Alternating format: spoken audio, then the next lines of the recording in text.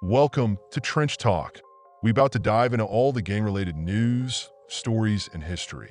So you know the drill, like comment, share, and smash that bell so you don't miss when we drop something fresh. In the world of hip-hop, two giants reign over today's charts and street conversations alike. NBA YoungBoy and Lil Durk. Both have shaped modern rap with their unique styles and unmistakable grit. But behind the music, there's a long-standing feud that continues to grip fans, escalating from indirect shots to high-stakes dices. It's a story of alliances, betrayals, and the internet stoking fires that may never go out. Here's a breakdown of how this all began and why it's still raging. Back in 2017, Lil Durk and NBA YoungBoy seemed destined to coexist peacefully. They even joined forces on the track, My Side, hinting at a friendly alliance in the making. The collaboration was more than just a musical endeavor. It represented a moment of potential unity within the hip-hop community. At that time, both artists were on the rise, carving out their respective niches in the industry, and their combined talents appeared to suggest a promising future. However, fast forward just a few years, and the landscape looks dramatically different.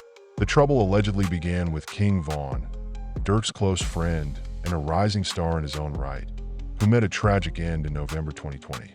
Von's untimely death would set off a chain reaction that irrevocably altered the dynamics between Durk and YoungBoy. But even before that fateful night, Von had voiced his skepticism regarding YoungBoy's authenticity. In an infamous Instagram live session, Von didn't hold back, questioning YoungBoy's lyrical credibility. "Talking crazy, he ain't even like that, call that cap."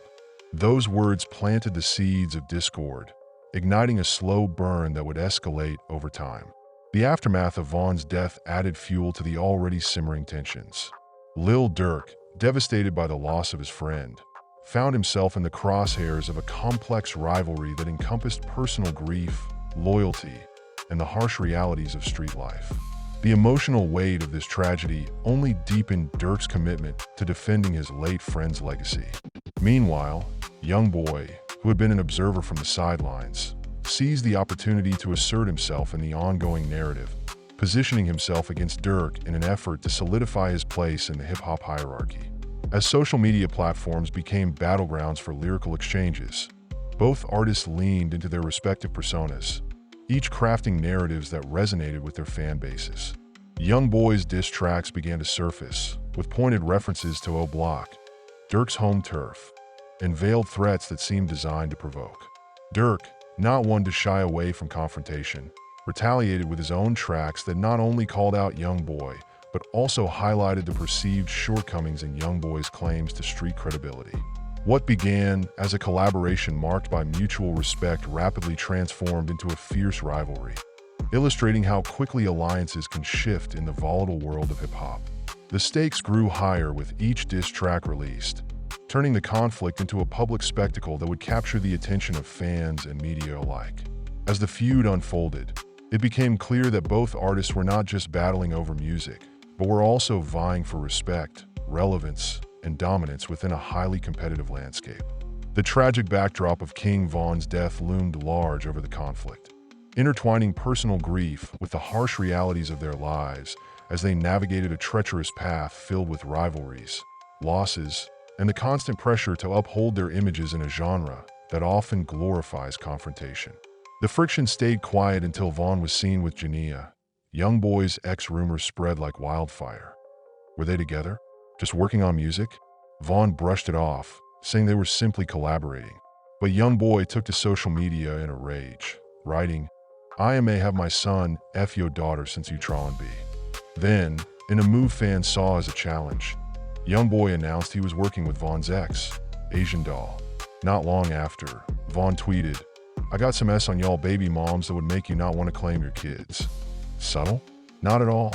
This was rapidly becoming hip-hop's latest rivalry. By the time YoungBoy dropped Dead Trolls, fans were convinced shots were being fired, indirectly but unmistakably aimed at Von. With lines about pushing wigs back and boasting of 7 murders in his hometown, the track fueled theories that YoungBoy was referencing Von's crew. From there, it wasn't just YoungBoy and Von going back and forth. The crews were involved too. Quando Rondo, YoungBoy's first signee, began sending veiled threats at Vaughn and his O-Block affiliates. Soon after, Quando's associate, Lul Tim, jumped in, telling Ness from better chill on my end, Quando. On November 6, 2020, outside a hookah lounge in Atlanta, tensions reached a boiling point that would reverberate through the hip-hop community for years to come. King Von, a promising talent and close ally of Lil Durk, was enjoying a night out with his crew when fate intervened. In a fateful twist, they crossed paths with Quando Rondo, a rapper from a different camp, setting the stage for a confrontation that neither party could foresee. According to Quando, he had no inkling that it was Vaughn approaching. In the heat of the moment, misunderstandings can escalate quickly, and that night was no exception. Within moments, fists were flying, igniting a wild brawl that engulfed both groups. As chaos erupted, the sound of gunfire soon shattered the night, adding a horrific twist to what began as a physical altercation. In the ensuing chaos, Vaughn was hit multiple times, allegedly by Lul Tim, a member of Quando's entourage. The violence that unfolded was swift and brutal, leaving a lasting scar on all involved. The aftermath was devastating. King Von was rushed to the hospital, but despite the best efforts of medical personnel, he succumbed to his injuries, leaving behind a legacy cut tragically short. The news of his death sent shockwaves through the rap world, casting a long shadow over everyone connected to the conflict. Fans, friends, and fellow artists mourned the loss of a bright star who had not only been an artist, but also a symbol of resilience and authenticity within the genre. In the wake of the tragedy, Quando Rondo found himself in a precarious position. Once a rising star, he became a marked man, facing a torrent of backlash and threats as fans of King Von and the broader hip-hop community sought retribution for Von's untimely death. His social media accounts became inundated with death threats, forcing him to confront the harsh reality of being embroiled in a public feud that had escalated beyond music. Concerts and appearances that were once anticipated were abruptly canceled due to security concerns, as venues worried about the potential for violence spilling over into their spaces. For the artists involved, the implications of that night extended far beyond the immediate loss. Lil Durk, grappling with the emotional fallout of losing his friend and collaborator, found himself entangled in the aftermath of a conflict that was no longer just about lyrical jabs, but had turned deadly. The tragedy deepened the divide between his camp and young boys, solidifying a rivalry that had begun to brew even before Von's death. As the days and weeks passed, the narrative surrounding the events of that night only intensified.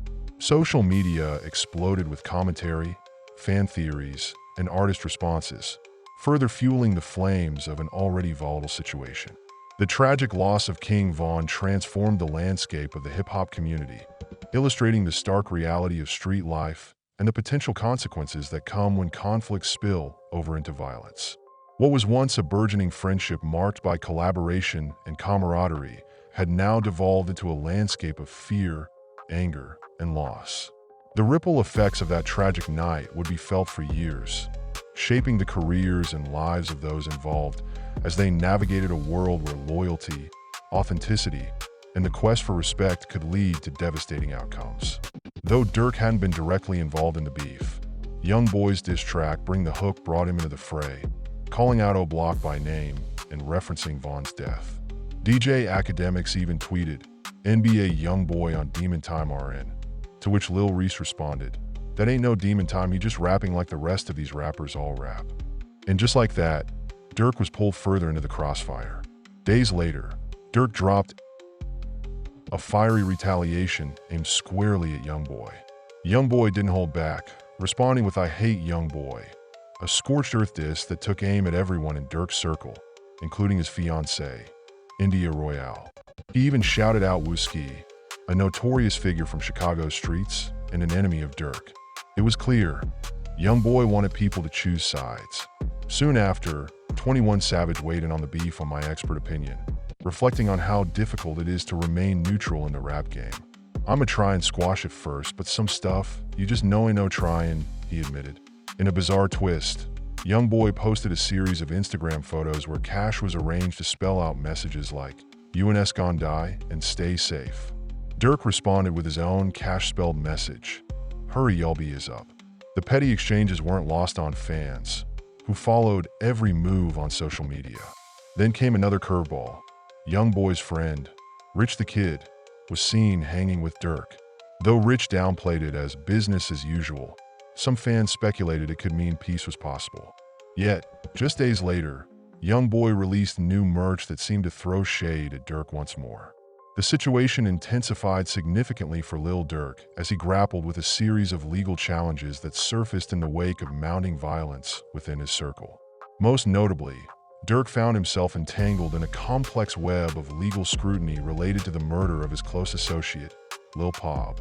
Shot and killed in 2020, Lul Pab's death struck a personal chord with Durk, who not only mourned the loss of a friend, but also faced the harsh reality of being linked to a case that would soon spiral into a high-profile legal battle. As news of Lul Pab's murder reverberated through the community, so too did the implications for Durk. The rapper was accused of being involved in the incident, placing him under a spotlight that magnified his every move. The gravity of the situation was exacerbated by his already rising profile within the hip-hop industry, which made him a prime target for scrutiny from both fans and authorities. As he navigated the complexities of his legal issues, the pressure mounted, both from the outside world and from within his own circle. The weight of Durk's circumstances was compounded by his ongoing beef with NBA YoungBoy, which added another layer of tension to an already precarious situation. The rivalry, rooted in past conflicts and exacerbated by social media exchanges, positioned Durk in a no-win scenario. As he struggled to maintain his reputation and career amidst the turmoil, he found himself caught between defending his legacy in the rap game and managing the fallout from his personal life.